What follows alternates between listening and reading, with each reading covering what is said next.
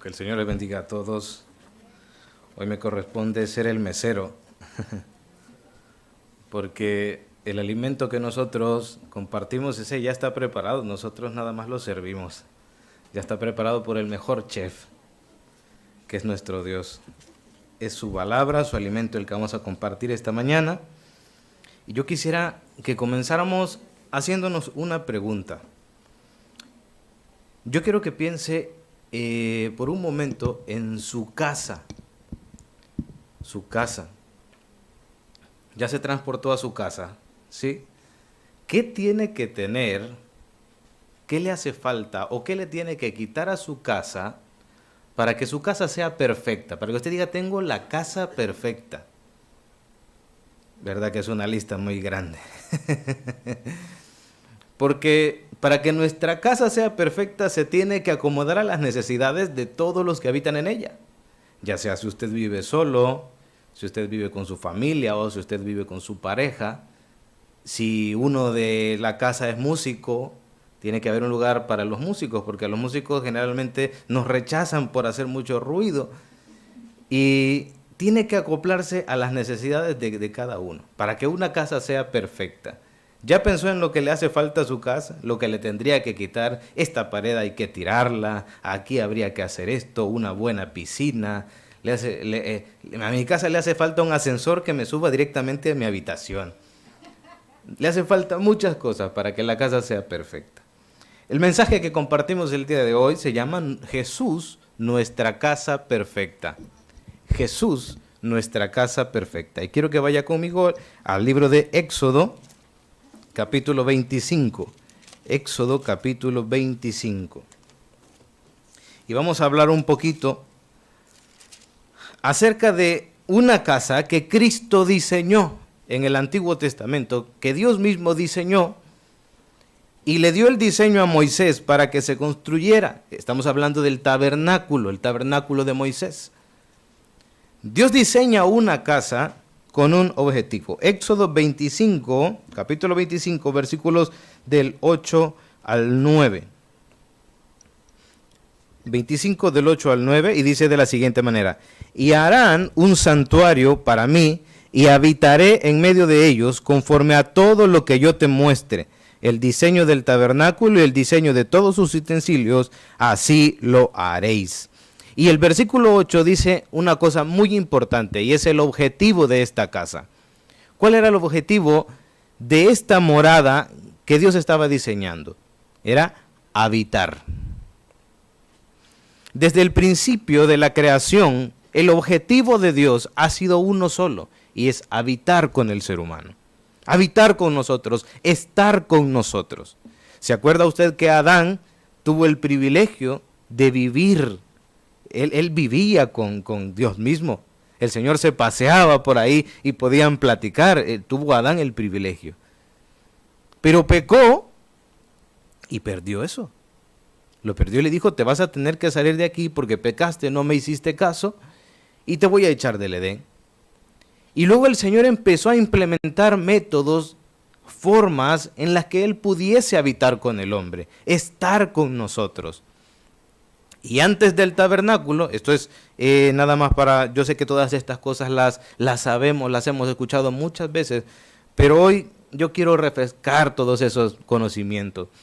Y es que antes del tabernáculo, antes de que existiera el tabernáculo de Moisés, la forma en la que se hacía era que cada familia ofrecía sacrificios, ¿se acuerda? Abraham, Isaac y Jacob ofrecían sacrificios, el mismo Job que vivió en aquel tiempo ofrecía sacrificios y era cada jefe de familia, cada casa individualmente se encargaba de ofrecer sacrificios para que el Señor habitara en medio de ellos. Pero hoy dice el Señor, quiero hacer una casa, quiero levantar un tabernáculo, y tabernáculo literalmente significa eso, tienda o morada.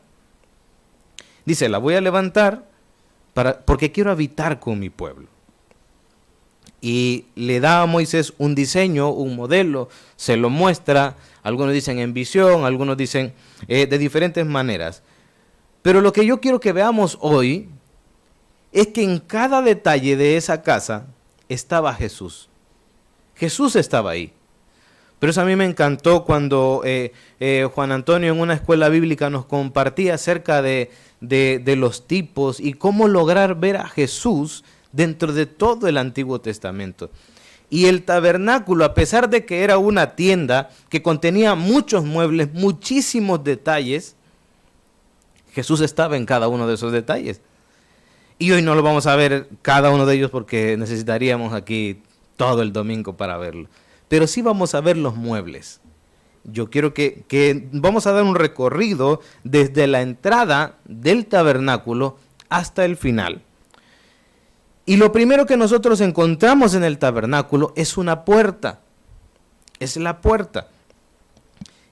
Y esa puerta estaba hecho de 4 telas. Estaba hecho de púrpura, carmesí, lino fino y azul. Esos 4 colores llevaba. Era una puerta bonita, era una puerta, era la única puerta, el único acceso al tabernáculo. No había otro acceso. Solo se podía entrar por ahí. Y estaba hecha de 4 telas, de 4 colores. Era una puerta lindísima. Y desde esa puerta nosotros podemos ver a Jesús. Porque cuando Cristo vino a la tierra, en el Evangelio de Juan, capítulo 10, versículos del 7 al 9, usted lo puede buscar en su casa, Jesús dice, yo soy la puerta. Yo soy la puerta. Cristo dijo, yo soy el camino, yo soy la verdad y yo soy la vida. Nadie viene al Padre si no es a través de mí.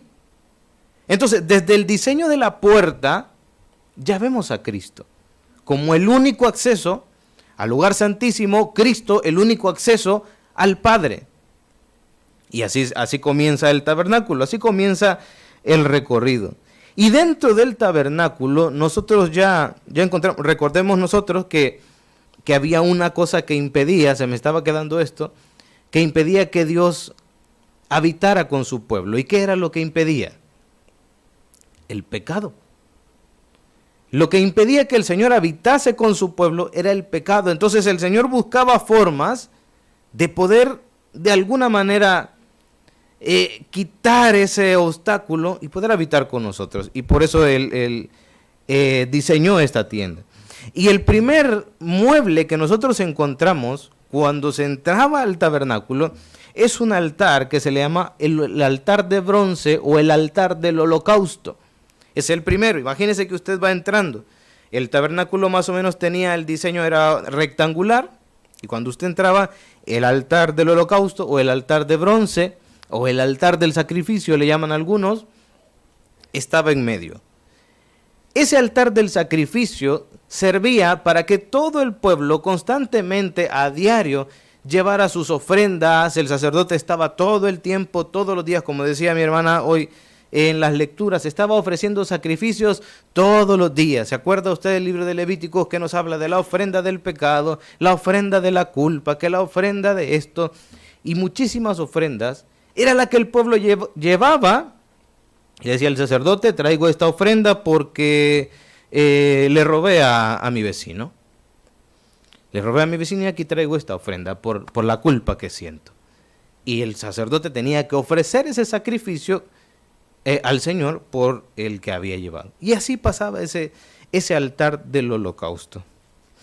¿Y a dónde vemos a Jesús ahí? ¿Se acuerda usted cuando en el Evangelio de Juan, también capítulo 1, versículo 29, no lo vamos a buscar porque hay muchos versículos, pero como está en YouTube, usted lo puede volver a ver y anotarlas y buscarlas también en casa. Algunas sí las vamos a buscar. Pero Juan, el Evangelio de Juan, capítulo 1, versículo 29, cuando Jesús venía subiendo, que se iba a bautizar, Juan dice unas palabras que cada vez que yo las leo a mí me causa una gran satisfacción y dice, he aquí el Cordero de Dios que quita el pecado del mundo.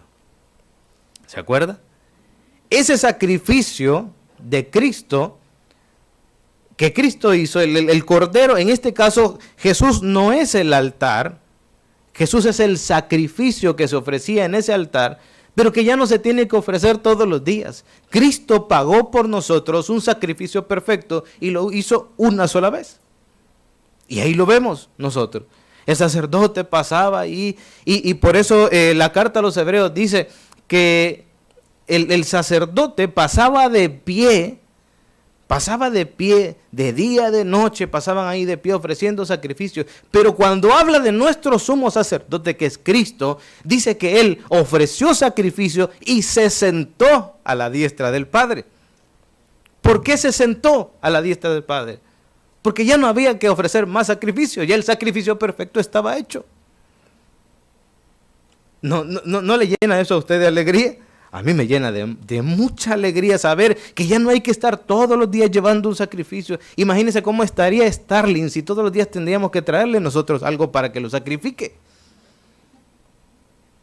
Yo creo que Starling ya hubiera salido corriendo de aquí, porque solo yo le traigo 3 corderitos cada día o más. Porque el sacerdote tenía que recibirlos y ofrecerlos en sacrificio.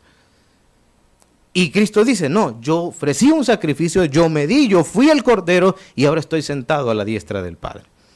Entonces, el altar el holocausto, el altar de bronce, que está en Éxodo capítulo 27, ahí describe cómo era este altar, 27 del 1 al 8, ahí lo vemos, se llevaban todos esos sacrificios, estaban quemando, ofreciendo todo lo que el pueblo traía.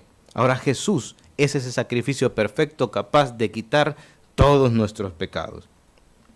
Delante de este altar de bronce, el altar del holocausto, había una fuente que también estaba hecha de bronce, que se llamaba la fuente de bronce.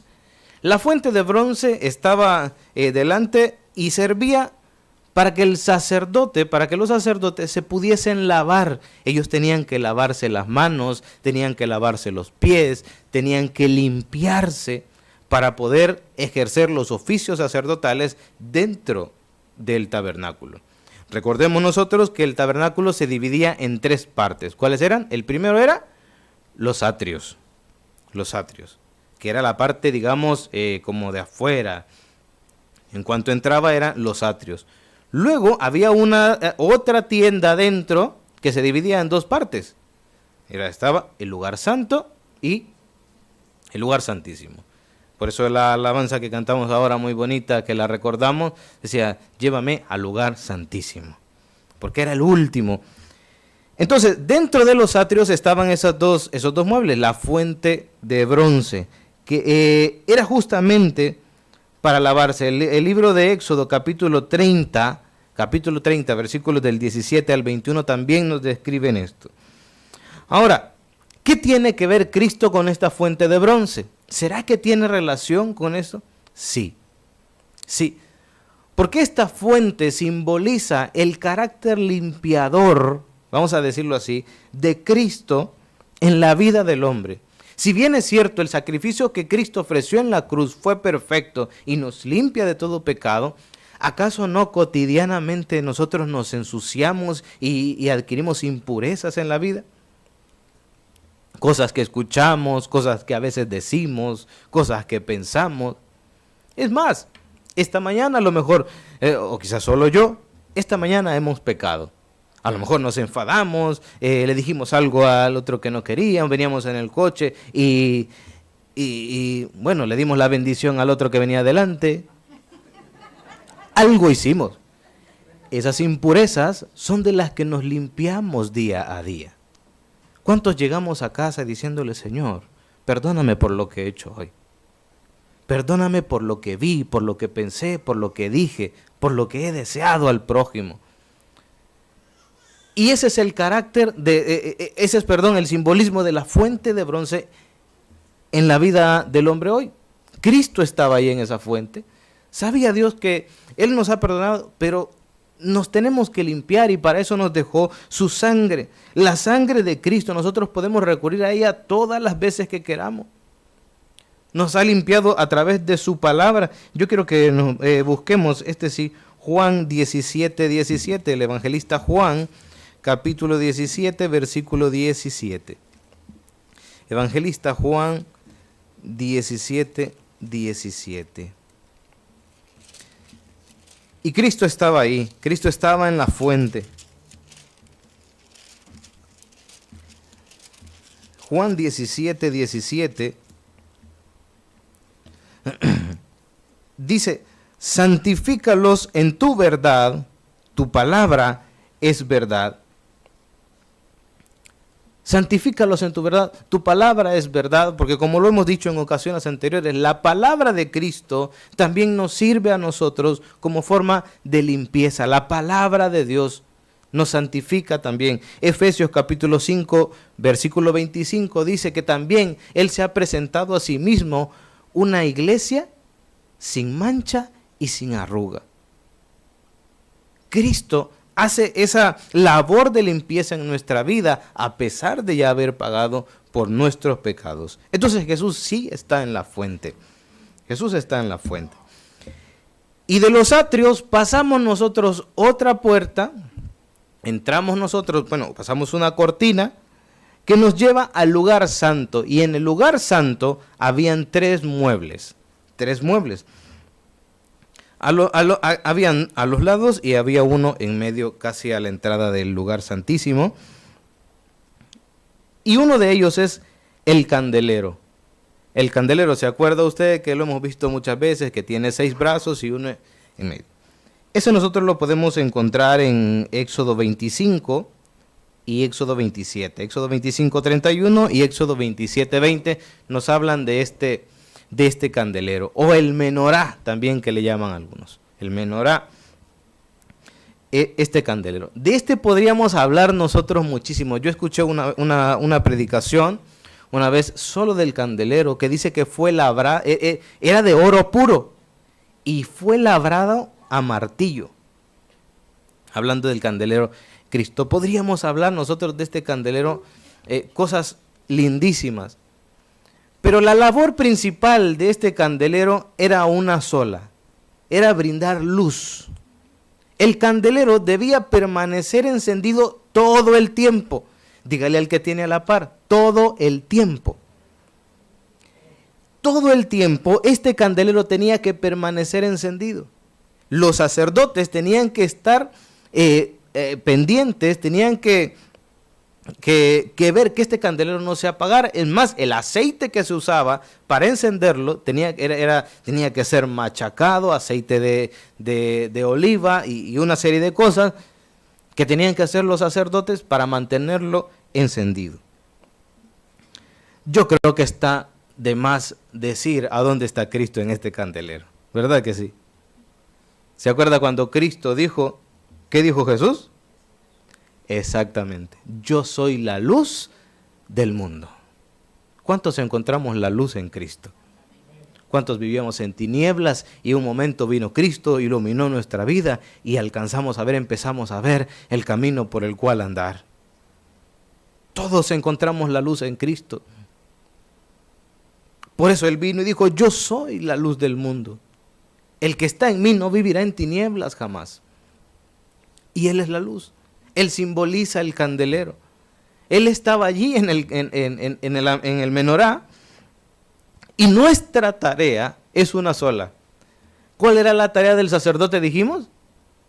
Que la luz no se apague, que la luz permanezca encendida todo el tiempo. ¿Cuál es nuestra tarea con Cristo? Que su luz ilumine todo el tiempo nuestra vida. Que cuando sintamos que así como los foquitos esos de batería, que ya se le va a apagar, y decimos, uy, ya se está quedando sin batería, la cambiamos. O la vela esa que a veces ponemos y decimos, ya se está, también la cambiamos. Que así cuando sintamos que Cristo se está apagando en nuestra vida, nosotros busquemos la forma de encender esa luz en nosotros. Y no solo eso, sino que la luz de Cristo, la luz que nosotros tenemos, que es Cristo, tendría también que iluminar a los demás. Que nuestra luz ilumine al vecino, que nuestra luz ilumine al compañero de trabajo, que esa luz no se apague nunca. Estaba Jesús en el candelero. Hay otro mueble también que estaba justo a un lado y era la mesa de los panes. Esta mesa era una mesa que parecía sencilla, parecía muy sencilla, porque era una mesa de madera, y que encima tenía, como dicen aquí, cacharritos, que platos, que cucharas, que tazones, y tenía también el pan de la proposición. El pan de la proposición, ahí estaba la mesa. También los sacerdotes tenían que cuidar que esta mesa no se quedara sin pan. Ellos tenían que cambiar, el pan no se podía hacer viejo ahí. No podían dejar el pan, bueno, pusimos el pan, va a durar una semana, o no se podía poner duro como se nos pone a nosotros a veces en la cocina. No se podía poner así. El sacerdote tenía que ver que ese pan estuviera siempre fresco. La descripción de la mesa la tenemos en Éxodo 25, 23. 25, 23. Y el objetivo era tener ahí ese pan. Ahora, ¿a dónde está Cristo en esta mesa? También en el Evangelio de Juan, capítulo 6, versículo 35, Jesús dice unas palabras, dice, yo soy el pan de vida. El que de mí comiere no tendrá hambre jamás. Y Él es el pan de vida hoy. Pero hay una cosa muy importante también con esto. Porque Cristo es nuestro alimento espiritual. Cristo es nuestro... Eso que cuando nosotros venimos a la iglesia y nos alimentamos, cuando usted coge su Biblia, la abre y lee algo y usted se siente lleno de eso, ese alimento espiritual. Pero también esa mesa simbolizaba que la provisión nunca tenía que faltar. Siempre tenía que haber pan. Y Cristo no es solo nuestro alimento espiritual, sino que también es el pan y la provisión en nuestra mesa. Es el pan y la provisión en nuestra casa. Para que nunca haga falta ni alimento espiritual, ni sustento físico y material. Cristo estaba ahí en la mesa. Cristo estaba ahí, en ese pan. Él es el pan de vida que descendió del cielo. Así que esa es la mesa. Luego estaba uno enfrente, un mueble así, larguito, un poco alto, que se llamaba el altar del incienso. El altar del incienso tenía un solo objetivo. Como su nombre lo dice, se tenía que quemar incienso, y ese incienso tenía que estar todo el tiempo quemándose, y al mismo tiempo sabemos que el incienso tiene una característica, que aromatiza. Entonces, ¿usted se imagina el olor que se sentía al entrar al lugar santo? Eso huelía bien, ¿no? Eso tenía un olor y tenía todo el tiempo que estarse quemando.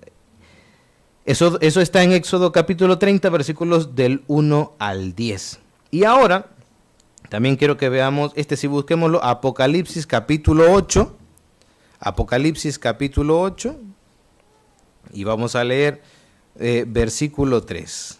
Apocalipsis capítulo 8, versículos del 3 al 5, y dice así: otro ángel vino entonces y se paró ante el altar con un incensario de oro, y se le dio mucho incienso para añadirle a las oraciones de todos los santos sobre el altar de oro que estaba delante del trono. Y de la mano del ángel subió a la presencia de Dios el humo del incienso con las oraciones de los santos. Y el ángel tomó el incensario y lo llenó del fuego del altar y lo arrojó a la tierra. Y hubo truenos y voces y relámpagos y un terremoto. Las oraciones simbolizan las oraciones, el incienso simboliza las oraciones. Las oraciones que suben delante de Dios. ¿Y a dónde está Cristo ahí? Y esto a mí me encanta porque Cristo ahora se ha convertido, y lo dice la carta a los Hebreos, que es quien intercede por nosotros.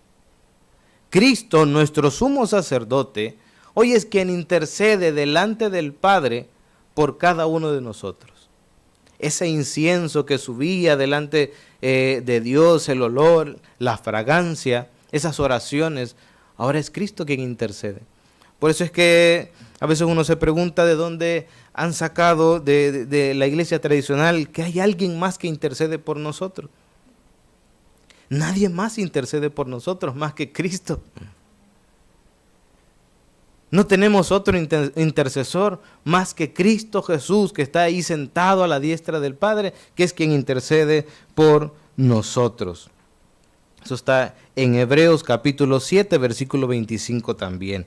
Hebreos capítulo 7, Él es nuestro intercesor. Capítulo 7, versículo 25. Y esos tres muebles estaban ahí en el lugar santo. Luego, tengo que decirlo, había un velo.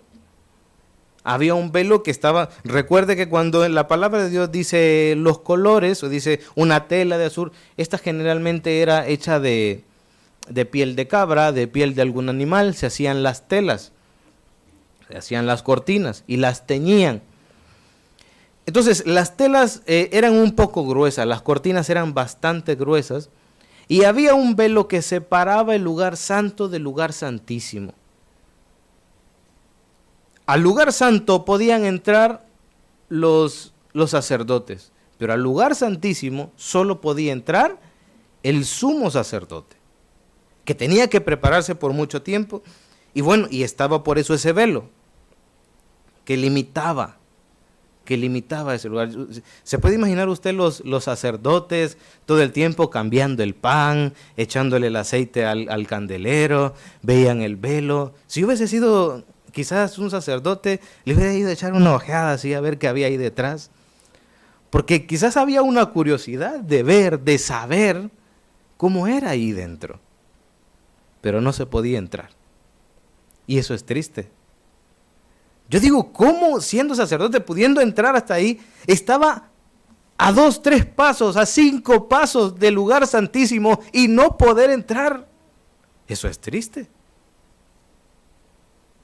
Entonces tuvo que venir Cristo, y ese velo del que habla Éxodo 26:31, ahí lo puede usted encontrar la descripción de ese velo grueso que había, que impedía la entrada de los sacerdotes o de cualquier persona al lugar santísimo.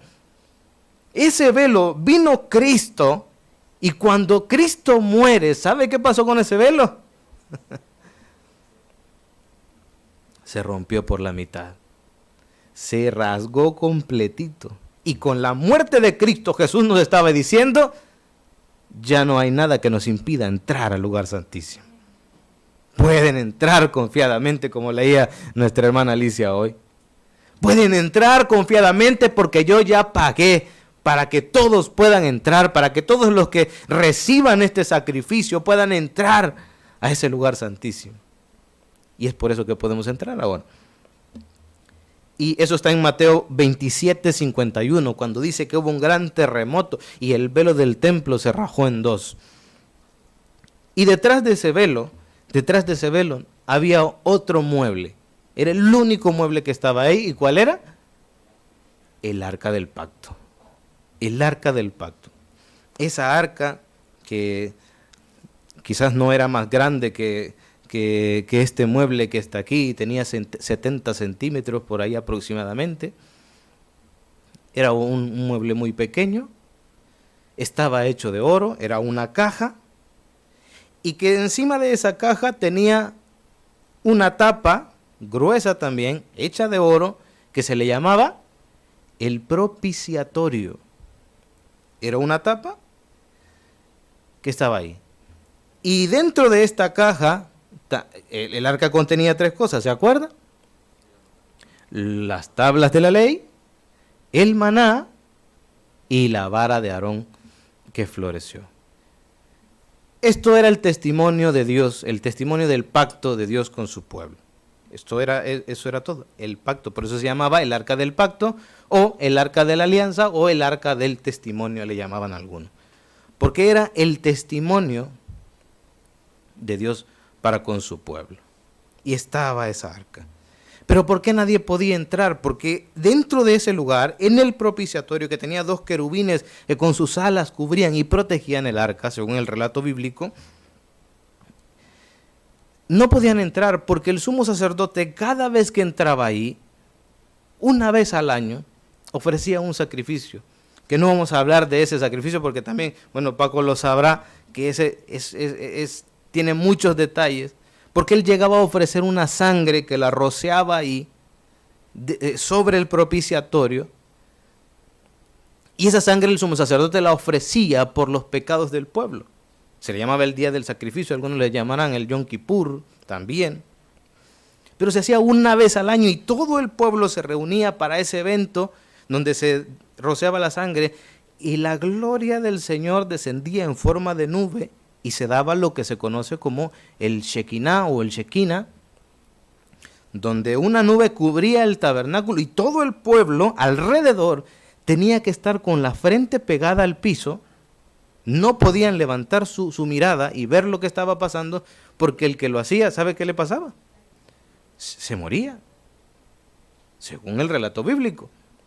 Entonces estaban con su cabeza pegada al piso y no podían verlo. Y entonces la nube descendía. Y si el Señor aceptaba el sacrificio, la sangre que el sumo sacerdote había depositado ahí era consumida. Literalmente era lamida. El Señor había ofrecido, pero si no, pues no sé qué pasaba. La Biblia no dice nada de alguna vez que no se haya recibido el sacrificio. Y esa era la gloria del Señor que descendía. Y el arca, donde se daba todo eso,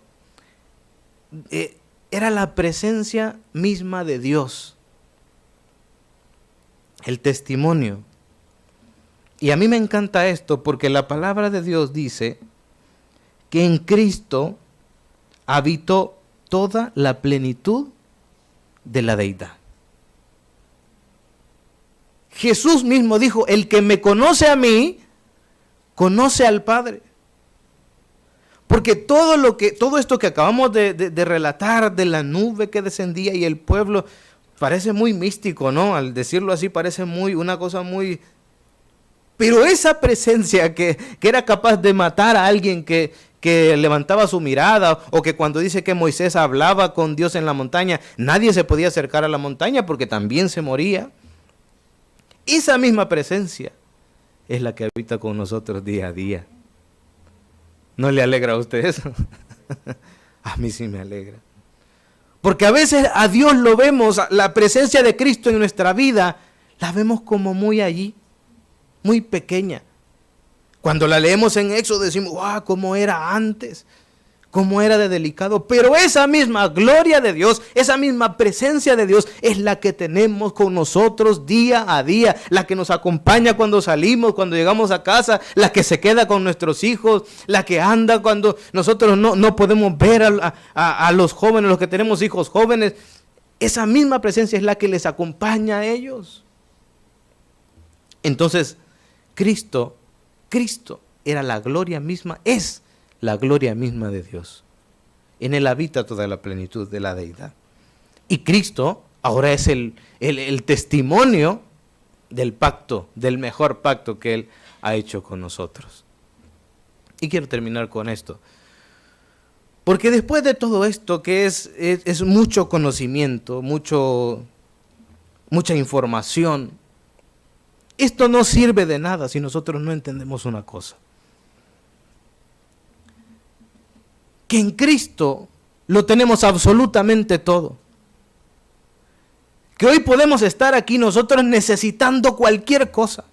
Y estoy seguro que todos los que estamos aquí tenemos alguna necesidad hoy. Pero ¿sabe cuál es el problema? Que si nosotros esa necesidad nos hace vivir infelices, nos hace vivir preocupados, decaídos, entonces no hemos entendido que en Cristo lo tenemos todo. Porque podemos estar aquí sentados con la mayor de las necesidades, podemos estar hundidos hasta el cuello, pero si sabemos que en Cristo lo encontramos absolutamente todo, que Él nos llena todo, entonces no importa que tengamos el agua hasta el cuello, hasta la nariz que nos haya cubierto, vamos a vivir y nadar felices en medio de todo eso. No sé si me explico lo que les quiero decir. Pero es así. Cuando nosotros entendemos que esa gran tienda, que todo eso que Cristo diseñó, al final nosotros lo podemos tener y disfrutar En la persona de Cristo Jesús podemos tener una vida gozosa, feliz, plena. Y saber que todas aquellas cosas que nos hacen falta, y por eso comenzamos con la pregunta, ¿qué nos hace falta para que nuestra casa, no solo para que nuestra casa, para que nuestra vida sea perfecta? Todo aquello que pudiésemos nosotros enumerar viene a ser trivial, pasajero, viene a ser terrenal, porque lo único que nos va a quedar durante toda la eternidad es Cristo y su obra salvadora en la cruz. Y por eso quiero que lo lea conmigo, Apocalipsis 21:3. Apocalipsis 21:3. Bueno, vamos a leer desde el versículo 1. Apocalipsis 21. Escuche esto, porque esto al final es el resumen de todo lo que hemos hablado. Apocalipsis 21 del 1 al 3 dice así: vi un cielo nuevo y una tierra nueva, porque el primer cielo y la primera tierra pasaron, y el mar ya no existía más. Y yo, Juan, vi la santa ciudad, la nueva Jerusalén, descender del cielo de Dios, dispuesta como una esposa ataviada para su marido. Y escucha esto: y oí una gran voz del cielo que decía: he aquí el tabernáculo de Dios con los hombres, y Él morará con ellos, y ellos serán su pueblo, y Dios mismo estará con ellos como su Dios. ¿A quién estaba viendo Juan? A Cristo. He ahí el tabernáculo. He ahí el tabernáculo en el que Dios va a usar para morar con ellos por siempre. De ese tabernáculo ya disfrutamos usted y yo. Así que de hoy en adelante, cuando lleguemos a ponerle al Señor nuestras necesidades, que no podemos a veces evitar preocuparnos, sentirnos agobiados, sentirnos a veces tristes, desesperados, siempre pensemos que en Cristo tenemos nuestra casa perfecta y que eso nos puede hacer vivir una vida plena. Y este mensaje es el que tenemos que transmitirle también a nuestros hijos. Termino con esto. Estaba una tarde, ya casi noche, y estaba con mi hijo pequeño Levi. Y no sé qué fue lo que me dijo, pero me mencionó el infierno. Y yo le dije, ¿y qué es el infierno? Le pregunté, ¿qué es el infierno, Levi? Y me dice, el infierno es un lugar que han creado los hackers, me dijo. Es un lugar que han creado los hackers. Yo no sé dónde había visto eso. Y me puse a explicarle un poco a su manera lo que era el infierno. Y cuando llegamos a la parte donde le digo, pero hijo, tú y yo no tenemos que ir al infierno porque Cristo murió por nosotros. ¿Se murió? Sí. ¿Y cómo murió? Murió en una cruz. Dios, que nos ama tanto, envió a su Hijo a morir por nosotros en la cruz. Y en ese momento, ¿sabe qué pasó? Empezó a llorar, y ahí está Marisela de testiga, que se puso a llorar y me dijo, no, ¿por qué se murió?